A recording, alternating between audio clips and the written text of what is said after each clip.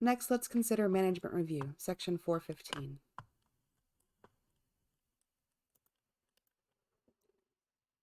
Your management review must be documented, happen on an annual basis, and be responsive. You must consider the following items: your suitability of policies and procedures, reports from personnel, recent internal audits, corrective and preventative actions, external assessments, PT results, changes in types of and volume of work, customer feedback, complaints, improvements, and quality control activities, resources, and staff training. If there are findings, corrective actions must be completed in a reasonable time frame. And I always recommend that you do your management review right after your internal audit while everything is fresh. Commonly, it's heard from new labs that they don't know how to complete a management review. So let's take a few minutes to go over some examples of what a small lab might use for management review purposes. We look at suitability of policy and procedures. They might say the quality manual and the SOPs have been reviewed as part of the internal audit, and that no changes would need to be made at this point.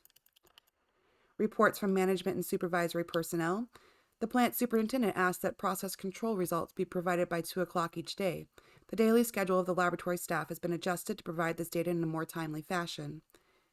When looking at the outcome of recent internal audits, the internal audit was completed on December 15th of 2018.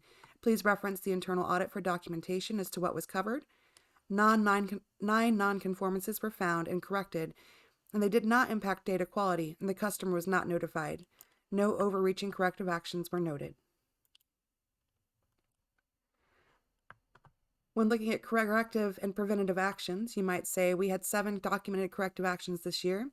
An effectiveness review was completed 3 months after the completion of each corrective action. All corrective actions have been found to have been effective. And looking at external assessments, perhaps you didn't have one this year. An external assessment was not completed this past calendar year. We expect to have our next biannual assessment in June of this year.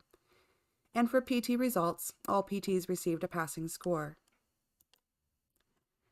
When looking at an example for changes in volumes and type of work, there was no significant change in the volume of work. The laboratory continued to process the required NIPTs testing, including a TSS and fecal coliform sample 3 days a week and 2 CBOD samples.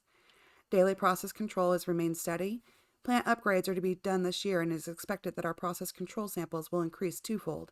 Current staff levels should suffice. For customer feedback, feedback was requested from the water and wastewater superintendents. Outside of the above request to get process control data out sooner for the wastewater plant, no additional requests were made. And for complaints, we received 2 inquiries into the timeliness of data during the holiday periods. In both cases, the data was located and the reports provided. Staff was reminded that the plant must continue to operate on holidays, and process control data is still needed. Continuing with recommendations for improvement, perhaps it's continue to work with staff on providing data in a timely manner, move less critical testing to the afternoon, and or utilize afternoon time for prep for the following day. And those final remaining items, the quality manager performed a full data review of approximately 50% of all process control and all of the permit data. Laboratory staff indicate that they need an additional analyst. However, workload and budget don't allow for it at this time, and we will continue to work with staff on utilizing their time effectively. We have approximately budgeted $2,000 for training this year. We'll plan on sending the quality assurance manager to the CWEA conference in Monterey Bay, and additional training will be provided for staff via webinars from TNI.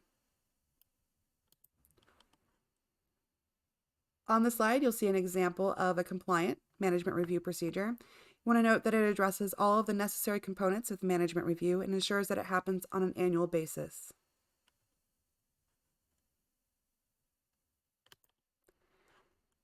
And looking at this non-compliant example, you might see that it doesn't include the annual requirement or reviewing of internal audits.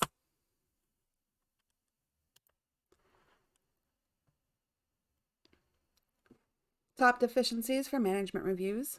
We want to understand that annually is not clearly defined in the standard, but it generally understood to mean every 12 months. Many assessors might give you a little leeway on this, but if you complete a management review in January of 2021 and wait until December of 2022, you're going to get cited for not doing it on an annual basis.